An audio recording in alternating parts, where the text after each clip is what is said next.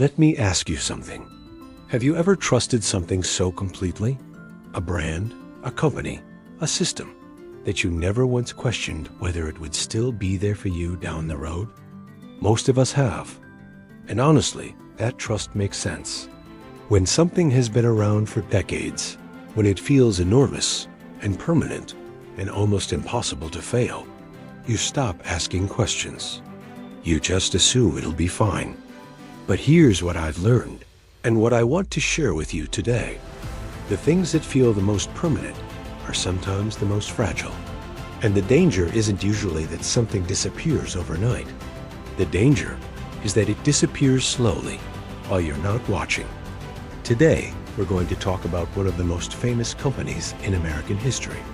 A name that, if you're over 50, probably brings back real memories. Pan American World Airways. Pan Am. And then we're going to talk about your retirement. Because the story of Pan Am's collapse has everything to do with a mistake that millions of people are quietly making right now with their savings, without even realizing it. Think back for a moment. Maybe you flew Pan Am once. Maybe you saw those blue globe logos at the airport and felt a certain kind of excitement, the promise of somewhere new, somewhere far away. Or maybe you just knew the name the way everyone knew it, as something that would always be there. Pan Am wasn't just an airline. For decades, it was America's airline. It was glamorous. It was powerful. It was, in every sense of the word, too big to fail. And if you're in your 50s or 60s right now, you probably grew up in an era where that kind of permanence was real. Companies lasted. Pensions were kept. You worked hard, you stayed loyal, and the institution took care of you in return. That was the deal. And for a long time, it worked. But here's what I want you to sit with for just a second. Many of the people who worked for Pan Am, the pilots, the flight attendants, the ground crew, the office staff, they believed in that deal completely. They built their financial lives around it. Their pension, their job security, their sense of what the future looked like. And then one morning in December 1991, Pan Am was gone, not struggling, not restructuring, gone. And those people, good, hardworking, loyal people, were left holding almost nothing. Pan Am was founded in 1927. Let that sink into 1927. It pioneered transatlantic flight. It flew the first around-the-world commercial route. It introduced the Boeing 747 to the public. It had the most recognizable brand in aviation, maybe in all of American business. For most of the 20th century, Pan Am didn't just lead the airline industry. It was the airline industry as far as the world was concerned. So what happened? The cracks started forming in the 1970s. The U.S. government deregulated the airline industry in 1978, which sounds like a dry policy detail. But what it meant in practice was this. Suddenly, dozens of smaller, leaner, cheaper airlines could compete on the same routes that Pan Am had dominated. Overnight, the playing field changed completely. And Pan Am's response was to keep doing what Pan Am had always done. They kept their expensive international routes. They kept their enormous overhead. They bought other companies, including national airlines, at a time when they really couldn't afford to. They restructured their debt. They sold assets. They sold their famous headquarters building in New York. They sold their Pacific routes. They sold pieces of themselves, one by one, trying to stay afloat. And then came 1988, the bombing of Pan Am Flight 103 over Lockerbie, Scotland. 270 people killed. It was a tragedy beyond words, and it was also devastating for the brand. Passengers were frightened. Bookings collapsed. The Gulf War in 1991 made everything worse. Fuel prices spiked. Travel demand dropped. On December 4th, 1991, Pan Am filed for bankruptcy and ceased operations. Just like that. 64 years of history, over. Now here's the part I really want you to understand, because this is where it gets personal. Pan Am didn't fail because the world turned against it overnight. It failed because the world changed and Pan Am didn't. Think of it this way. Imagine you've been driving the same road for 30 years. You know every turn. You know every pothole. You could drive it in your sleep. And then one day, they reroute the highway and your road doesn't go anywhere useful anymore. But you keep driving it because it's the road you know, because changing feels harder than staying. That's what Pan Am did. The industry changed around them. The cost structure that made sense in 1960 was strangling them by 1985.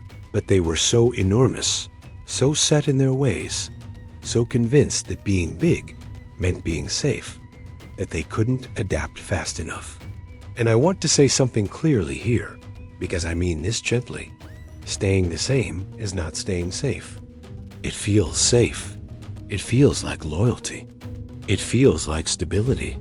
But when the world around you shifts, and it always does, standing still is actually a kind of slow drift toward danger. Pan Am stood still, and they drifted right into bankruptcy. Now, let's talk about you. Because here's what I see happening, quietly, without any alarm bells, for a lot of people in their 50s and 60s right now. Many of you built your financial lives the same way Pan Am built its business. Around one thing, one employer, one pension, one stock, one strategy that made total sense for a long time, and that you haven't really revisited since. Maybe you've been contributing to the same 401k fund for 20 years, and you've never looked at what it's actually invested in. Maybe a big chunk of your retirement savings is in your former employer's stock, because that's just how it was set up, and it's always been fine. Maybe your entire plan is built around a pension from a company or a government entity, and you haven't asked recently what happens to that pension if things change. None of these things are wrong. None of them make you careless or naive. They make you human. You trusted what made sense to trust. But here's what the Pan Am story teaches us.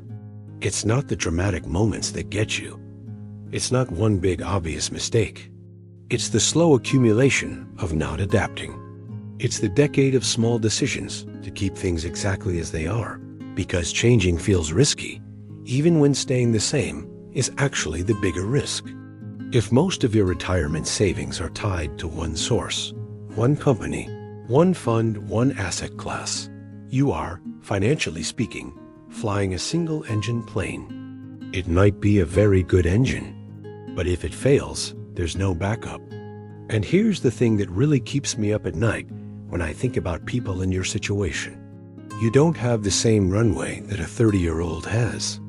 If something goes wrong with your retirement plan at 55 or 60, you don't have 20 years to recover. You might have 10 or 5. That doesn't mean panic. It means paying attention. Because staying the same is not staying safe. So what do you actually do? I want to give you a few things. Simple, honest, no jargon. First, look at where your money actually is. Not where you think it is. Where it actually is. Pull up your 401k or your IRA statement. Look at the breakdown. If more than 20 or 25% of your retirement savings is in any single stock or any single fund, especially your former employer's stock, that's worth taking a serious look at. Concentration feels safe. It usually isn't. Second, ask the question you've been avoiding. If your pension, your savings, or your primary income source disappeared tomorrow, what would you have left? I know that's uncomfortable. Ask it anyway. The answer tells you how vulnerable you actually are, and that's information worth having. Third, talk to a fee-only financial advisor. Not someone who earns a commission on what they sell you. A fee-only advisor who you pay directly, whose job is simply to look at your situation honestly. Many people put this off for years because it feels like it'll be complicated or expensive. It doesn't have to be. One honest conversation can change your entire picture. Fourth, diversify, even a little. You don't need to become a day trader. You don't need to reinvent your whole approach. But if your retirement plan is heavily weighted in one direction, start moving slowly and intentionally toward more balance. Stocks and bonds, domestic and international. Fixed income that isn't tied to one employer. Small steps taken consistently matter more than you think. I want to end with this. Pan AM is gone. The people who lost their pensions, their jobs, their futures, they weren't foolish. They weren't careless. They trusted something that seemed, for a very long time, completely trustworthy. The lesson isn't trust nothing. The lesson is trust thoughtfully. Review what you've built. Ask the hard questions. Make sure your plan reflects the world as it is today, not just the world as it was when you started. You've spent decades building something. A career, a family, a life. Your retirement savings are part of that, and they deserve the same care and attention you've given everything else. The world changes. It always has. The people who come through those changes, well, aren't the ones who saw everything coming. They're the ones who stayed curious, stayed flexible, and refused to let comfort become complacency.